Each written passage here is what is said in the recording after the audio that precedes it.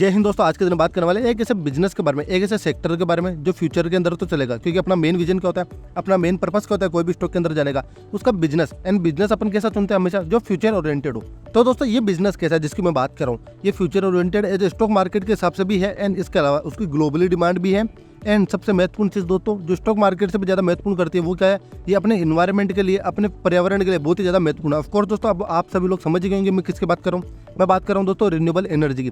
अब देखो दोस्तों बहुत से लोगों को ये तो पता है रिन्यूएबल एनर्जी चलेगा, एंड उसके मतलब बहुत सी न्यूज़ उन्होंने देखी होगी, बहुत से वीडियोज़ इसके ऊपर देखी होगी, लेकिन उनको अभी तक ये बिजनेस समझ में नहीं आता कि रिन्यूएबल एनर्जी का मतलब बिजनेस किस प्रकार के होते हैं, कौन कौन से सोर्स है। रिन्यूएबल एनर्जी यानी ऐसी एनर्जी जिसको बार बार काम में लिया जा सके, मतलब बार बार जनरेट किया जा सके।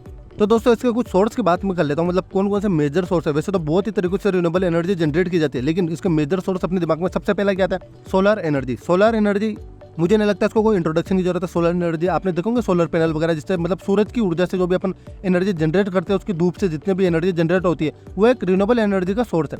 देन दूसरा सोर्स क्या आता है दोस्तों अपने माइंड में, तो वो आता है विंड एनर्जी का। मतलब विंड एनर्जी आपने जरूर देखी, बड़े बड़े पंखे मतलब पवन चक्की वगैरह घूमती है, तो इसके थ्रू भी रिन्यूएबल एनर्जी जनरेट होती है। देन इसके अलावा एक और तीसरा ऑप्शन भी मैं आपको बता देता हूँ, लेकिन मेजर तो खास दो यही है, लेकिन इसके अलावा भी एक और ऑप्शन बता दूँ तो वो आता है दोस्तों हाइड्रो पावर का। मतलब हाइड्रो पावर का किस हिसाब से देखो दोस्तों, हाइड्रो पावर के अंदर आपने देखोगे पानी के अंदर बहुत सारे बड़े बड़े बांधों के अंदर, मतलब डैम के बीच में आपने देखोगे वो पहिए जैसा चक्र जैसा बनाते हैं, वो घूमता रहता है पानी के बहाव के साथ, देन उससे भी एनर्जी जनरेट होती है, तो उसको क्या बोला जाएगा, हाइड्रो पावर एनर्जी। तो दोस्तों ऐसे ये मेजर तो 3 सोर्स है, इसके अलावा बहुत से सोर्स देखने को मिल जाएंगे आपको, जैसे बायो एनर्जी वगैरह, ऐसे बहुत से एग्जाम्पल है, लेकिन अपन मेजर इन 3 की बात कर लेते हैं। अब इन 3 के अंदर ऐसी कौन सी कंपनीज है, अब अपन इसको स्टॉक मार्केट से जोड़ते हैं, ऐसी कौन सी कंपनीज है जो इन सेक्टर के अंदर मतलब बहुत ही ज्यादा एग्रेसिवली तरीके से काम कर रही है, इन फ्यूचर बहुत ही बढ़िया परफॉर्मेंस करेगा। देखिए दोस्तों रिन्यूएबल एनर्जी जो बिजनेस है ना, भारत उसके अंदर हब बनने वाला है, मतलब बहुत ही ज्यादा डिमांड है सेक्टर की, बहुत ही ज्यादा जरूरत भी है सेक्टर की। तो ऑफकोर्स ये बिजनेस तो फ्यूचर ओरिएंटेड मुझे तो पर्सनली लगता है। देखिए दोस्तों ये कोई रिकमेंडेशन नहीं है, जो भी शेयर मैं आपके सामने अब रखने वाला हूँ, मैं बस आपके सामने कुछ अच्छे शेयर रखूंगा जिसकी आप स्टडी अपने स्तर पर कर सकते हो। तो दोस्तों सबसे पहले मैं शुरुआत करूंगा टाटा पावर के बारे में। ऑफकोर्स बहुत से लोगों के पोर्टफोलियो के अंदर ये शेयर देखने को मिल जाएगा, लेकिन अभी तक बहुत से ऐसे लोग हैं, मैं आपको अभी भी बोल सकता हूँ, आप खुद बताइए, मतलब जिनके पास भी शेयर है ना, मैं उनको यही बोलूंगा आप एक रीजन बता दीजिए, मतलब इस कंपनी में पैसा क्यों लगाया है।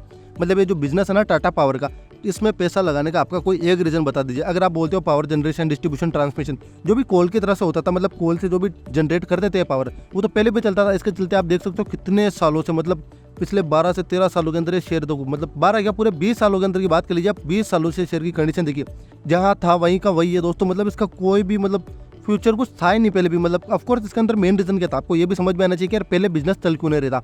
उसका मेन रीजन था ये जो एनर्जी का जो बिजनेस है ना दोस्तों, मतलब खास करके आपको गवर्नमेंट के हाथों में देखने को मिल जाएगा। मतलब उनकी एक प्राइस कैप फिक्स रहती है कि यार आपको इतना ही यूनिट देना है, तो एक प्राइस कैप के चलते इनका बिजनेस का कोई भी वैल्यू नहीं थी। पावर जनरेशन के चलते इनके पास कुछ भी नहीं था, मतलब ये मान लीजिए लिटरली जीरो था वो बिजनेस एक तरह से। ऑफकोर्स आज भी है ना इस सेक्टर के अंदर वो काम चलता है, एंड उसी काम के चलते बहुत ही ज्यादा पैसा ऑफकोर्स उन्हीं सेक्टर से आता है अभी तो। लेकिन ये जो आपको बाद में 2020 के बाद में जितनी भी जंप देखने को मिल रही है ना, तो दोस्तों लोगों ने जितना भी दाव लगाया बड़े बड़े निवेशकों ने, वो सिर्फ और सिर्फ एक रीजन था, वो था रिन्यूएबल एनर्जी, जिसके चलते इसके अंदर आपको तेजी देखने को मिली है। अब बात करते हैं इसके परफॉर्मेंस की, इसके फंडामेंटल की। तो दोस्तों फंडामेंटल के अंदर सबसे पहले जाने से पहले मैं आपको एक चीज बता दूं, उसके बिजनेस के बारे में अपन हमेशा अबाउट पे चेक करते हैं। तो सबसे पहले अपन देख लेते हैं, देखिए आपको यहाँ देखने को मिल रहा है ये इलेक्ट्रिसिटी क्या करता है, डिस्ट्रीब्यूट करता है, ट्रांसमिशन करता है, जनरेट करता है। इसके बारे में तो बात कर चुका हूँ ऑलरेडी, इसका जो पुराना बिजनेस था यही था। देन इसका एम क्या है, मतलब फ्यूचर एम बताते हैं ना यार बिजनेस का, आप बताते हैं मिशन क्या है, विजन क्या है, तो इसके बारे में इन्होंने बताया, तो इनका एम क्या है। तो इलेक्ट्रिसिटी प्रोड्यूस करने वाले, मतलब पूरा कंप्लीटली किस थ्रू से करने वाले, तो दोस्तों इनका सोर्स रहने वाला है रिन्यूएबल एनर्जी के सोर्स से। मतलब इस बार तो ये जितने भी एनर्जी जनरेट करेंगे ना, वो कोई कोल से नहीं करेंगे, वो रिन्यूएबल एनर्जी के चलते करेंगे। तो ये कंपनी का एम है, ये फ्यूचर विजन आपको यहाँ देखने को मिल जाएगा। देन दोस्तों इसके अलावा कंपनी मैन्युफैक्चर करती है क्या जी, सोलर रूफ। मैंने अभी आपको बताया था ना, सोलर पैनल वगैरह छतों पे लगते हैं आजकल, ऑफकोर्स बहुत सी बिल्डिंग में, बहुत से ग्रुप पे आपको देखने को मिल जाएंगे। तो कंपनी का ये भी मैन्युफैक्चर करने का काम है। इसके अलावा ईवी चार्जेस, मतलब ऑफकोर्स ईवी व्हीकल, ये भी एक बहुत ही बढ़िया शानदार सेगमेंट देखने को मिल जाएगा इन फ्यूचर का। तो इस सेक्टर के अंदर उसका जो चार्जेस पॉइंट रहता है ना, वो भी बनाने का इसका काम देखने को मिल जाएगा। देन दोस्तों अपन बात करेंगे कंपनी का मार्केट कैप की 82,695, आप बोल सकते हो एक तरह से 83,000 करोड़ का कंपनी का मार्केट कैप देखने को मिल रहा है। यानी मतलब ब्लू चिप टाइप की आपको कंपनी देखने को मिल रही है, मतलब कुछ खास ज्यादा अंतर नहीं, ब्लू चिप तरीके से आप बोल सकते हो एक लार्ज कैप टाइप की कंपनी आपको देखने को मिल रही है। देन दोस्तों अपन बात करेंगे कंपनी का पीयर कंपैरिजन, मतलब कौन से स्थान पर कंपनी देखने को मिलेगी अपने सेगमेंट के अंदर। तो दोस्तों सबसे पहले पावर जनरेशन एंड डिस्ट्रीब्यूशन के सेगमेंट की बात कर रहा हूँ, तो उसके अंदर सबसे ज्यादा पावर जनरेट कौन करेगा, एनटीपीसी। मतलब इसका मार्केट शेयर, मतलब मार्केट शेयर के हिसाब से बात कर रहा हूँ, आपको कंपनी सबसे बड़ी ये देखने को मिलेगी। Then power grid, then Adani की 3 कंपनी आपको देखने को मिल रही है। देखिए दोस्तों मैं अदानी ग्रुप को लेकर अदानी की कोई भी शेयर के बारे में इस वीडियो के अंदर बात नहीं करने वाला, इसमें कोई भी शक नहीं है दोस्तों, अदानी इस सेक्टर के अंदर बहुत ही ज़्यादा एग्रेसिवली तरीके से काम कर रहा है एंड बहुत ही शानदार बिजनेस आपको उसका देखने को मिल जाएगा। लेकिन दोस्तों अदानी का आपको पता है अभी जो कोर्ट केस वगैरह जितना भी मामला चलते हुए देखने को मिल रहा है, इसके चलते मैं इसको अवॉइड कर रहा हूँ भी। लेकिन अदानी ग्रुप ऑफकोर्स इस सेक्टर के अंदर बहुत ही बड़ा हाथी साबित हो सकता है। देन अपन बात करेंगे टाटा पावर, ये कौन से स्थान पर है, तो दोस्तों आपको 6ठे नंबर पर देखने को मिल रहा है। लेकिन मैं बात कर रहा हूँ जनरेशन एंड डिस्ट्रीब्यूशन की। लेकिन अपन ने इसके अंदर पैसा क्यों लगाया, वो अपना मेन कारण था दोस्तों रिन्यूएबल एनर्जी। देन दोस्तों अपन बात करेंगे कंपनी का पीएनएल यानी प्रॉफिट एंड लॉस के बारे में। तो सबसे पहले मैं इसके नेट प्रॉफिट पर आ जाता हूँ डायरेक्ट। तो दोस्तों पहले कंपनी घाटे में देखने को मिलती थी, लेकिन उसके बाद कंपनी प्रॉफिट के अंदर भी एंड कंटिन्यूटी के साथ इसने प्रॉफिट दिखाया है।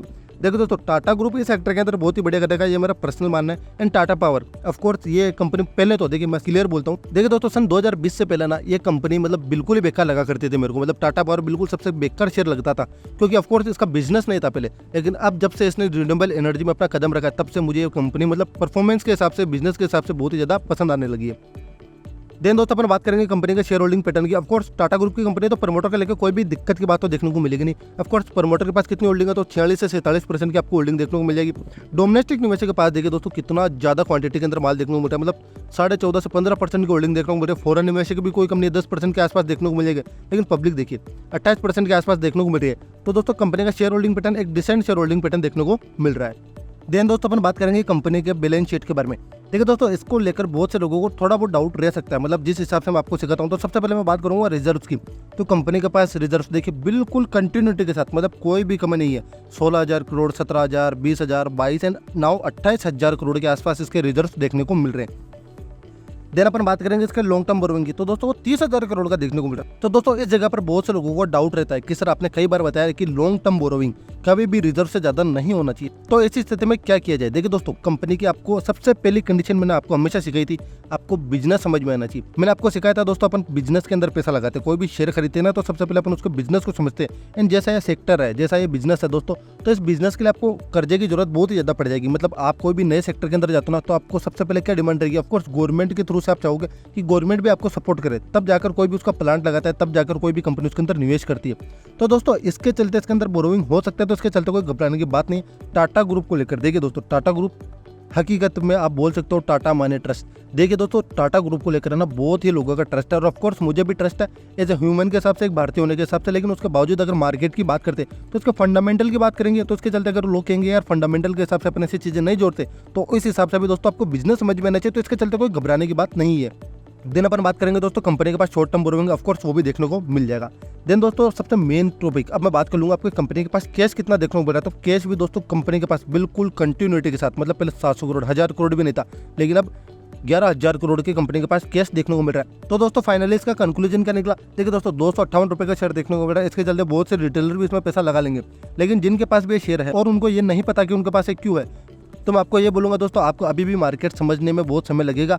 आपको अगर ये पता नहीं है कि आपके पोर्टफोलियो में कोई भी शेयर है तो वो क्यों है, तो अगर उस क्यों का जवाब आपके पास नहीं है, तो दोस्तों मैं आपको सच बता रहा हूँ आप इस मार्केट के अंदर लंबा नहीं रुक सकते।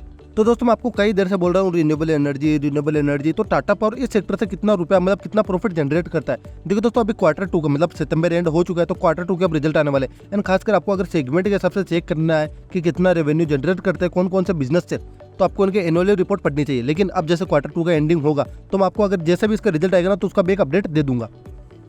दिन दोस्तों अपन बात करेंगे रिलायंस इंडस्ट्रीज के बारे में। मतलब रिलायंस ग्रुप भी इस सेक्टर के अंदर बहुत ही ज्यादा एग्रेसिव तरीके से काम करते हुए देखने को मिलेगा। तो दोस्तों अगर आपको रिलायंस के अंदर रिन्यूएबल एनर्जी के बिजनेस के अंदर पैसा लगाना है, तो ऑफकोर्स आपके सामने एक ही शेयर देखने को मिल जाएगा, वो है रिलायंस इंडस्ट्री। मतलब इसका बहुत ही ज्यादा कॉन्ग्लोमरेट बिजनेस आपको देखने को मिल जाएगा, बहुत ही बड़ा ग्रुप है दोस्तों। इसके बहुत से सेगमेंट, बहुत से बिजनेस आपको देखने को मिल जाएंगे। अभी हाल ही में इसका जियो फाइनेंशियल का बिजनेस जरूर अलग हुआ, लेकिन अभी बातचीत चल रही है कि रिटेल भी शायद अलग हो सकता है। लेकिन अपने पॉइंट पे आ जाते हैं रिन्यूएबल के लिए अभी अपने पास एक ही ऑप्शन है। अगर आपको रिलायंस में जाना है तो वो सिर्फ एक ही शेयर रहेगा दोस्तों, जो मार्केट में लिस्ट है वो है रिलायंस इंडस्ट्रीज। देन दोस्तों अपन बात कर लेते हैं इसके फंडामेंटल की। तो मुझे नहीं लगता आपको उसके फंडामेंटल चेक कराने की जरूरत है। मतलब रिलायंस ग्रुप मतलब इसके अंदर बहुत से बिजनेस आपको देखने को मिल जाएंगे। किस प्रकार की कंपनी, इसका मार्केट कैप से आप समझ सकते हो 15 लाख करोड़ का कंपनी का मार्केट कैप देखने को मिल रहा है। तो दोस्तों बहुत ही बड़ा बिजनेस आपको देखने को मिल जाएगा, बहुत सारे सेगमेंट इसके अंदर देखने को मिल जाएंगे। इसके fundamental, reserve, cash, share holding pattern, हर चीजें, मतलब आप बोल सकते हो 5 स्टार 7 स्टार। मतलब इसको कोई भी प्रकार की फंडामेंटल स्टडी करने की जरूरत मुझे तो नहीं लगती कि मैं आपके सामने रखूँ। देन दोस्तों आखिरी में मैं एक और कंपनी की बात कर लेता हूँ जिसका नाम है JSW एनर्जी। तो दोस्तों ये ग्रुप कैसा है, JSW ग्रुप, ये भी कोई छोटा मोटा ग्रुप नहीं है दोस्तों, ये भी एक बहुत दिग्गज ग्रुप देखने को मिल जाएगा। एंड ये भी इस सेक्टर के अंदर बहुत ही अच्छे तरीके से काम करते हुए देखने को मिल रहा है। कंपनी का बिजनेस कैसा है, तो ऑफकोर्स सेम पहले भी वही ट्रांसमिशन डिस्ट्रीब्यूशन जैसे आपको चीज़ें देखने को मिल जाएगी। मतलब ये देखिए इस शेयर की भी हालत देख लीजिए, मतलब पहले जो भी ये बिजनेस करता था ना उनकी कोई भी परिस्थिति सही नहीं थी, लेकिन जब से इन्होंने रिन्यूएबल के अंदर अपना पाँव रखा है, मतलब इस सेक्टर में पैसा लगाया, उसके बाद दोस्तों इसके अंदर आपको हलचलें देखने को मिल जाएगी, जंप देखने को मिल जाएगी। देन बात करेंगे इसके मार्केट कैप की, तो ऑफकोर्स 70,000 मतलब 69,000 करोड़ का आपको मार्केट कैप देखने को मिलेगा। आप बोल सकते हैं एक मिड कैप टाइप की आपको कंपनी देखने को मिल रही है। देन पीयर कंपैरिजन में ऑफकोर्स कंपनी नीचे आपको देखने को मिल जाएगी, क्योंकि इसका रीजन कि ऑफकोर्स इसका मार्केट शेयर बाकी कंपनीज के हिसाब से आपको छोटा देखने को मिलेगा।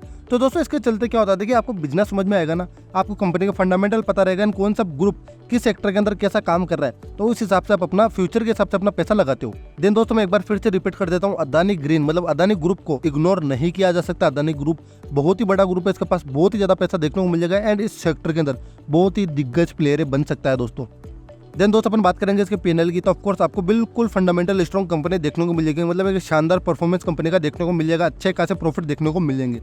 देन एक नजर इसके शेयर होल्डिंग पैटर्न के ऊपर भी डाल लेते हैं, तो दोस्तों प्रमोटर अपने पास कितना माल रख सकता है, वो है 75%। तो कंपनी के पास कितना देखने को मिल रहा है, मतलब कंपनी का प्रमोटर के पास तो 74.66, आप बोल सकते हो 75% का माल आपको कंपनी के प्रमोटर के पास देखने को मिल जाएगा। देन बात करेंगे इसके फॉरेन निवेशक 5% के आसपास देखने को मिल रहा है, डोमेस्टिक निवेशक के पास भी 9.5 से 10% का माल देखने को मिल रहा है, पब्लिक 10% के आसपास आपको देखने को मिल रहा है, मतलब एक डिसेंट शेयर होल्डिंग पैटर्न देखने को मिल जाएगा। देन दोस्तों कंपनी के बैलेंस शीट के बारे में बात कर लेते हैं, तो ऑफकोर्स रुपीज इन करोड़ में आपको देखने को मिल जाएंगे। कंपनी के पास रिजर्व्स कितने देखने को मिल रहा है, तो दोस्तों कंटिन्यूटी के साथ बढ़ते हुए देखने को मिल रहा है, 16 से 17,000 करोड़ का कंपनी का रिजर्व्स एंड सरप्लस आपको देखने को मिल रहे हैं। लॉन्ग टर्म बोरोइंग ऑफकोर्स देखने को मिल जाएगा, वो भी कंटिन्यूटी के साथ बढ़ी रहा, बीच के अंदर डाउनफॉल आया था, मतलब इन्होंने अपना पैसा चुकाया था, देन वापस अभी इन्होंने लॉन्ग टर्म बोरोइंग फिर से लिया। तो दोस्तों कंपनी के पास लॉन्ग टर्म बोरोइंग 19 से 20,000 करोड़ का देखने को मिल रहा है। देखो दोस्तों मैं आपको पहले भी बता चुका हूँ, company of course not renewable energy के अंदर काम करती है, इसके अलावा भी और सेगमेंट में काम करती है। पावर जनरेशन डिस्ट्रीब्यूशन के अलावा कंपनी माइनिंग का काम भी देखने को मिल जाएगा।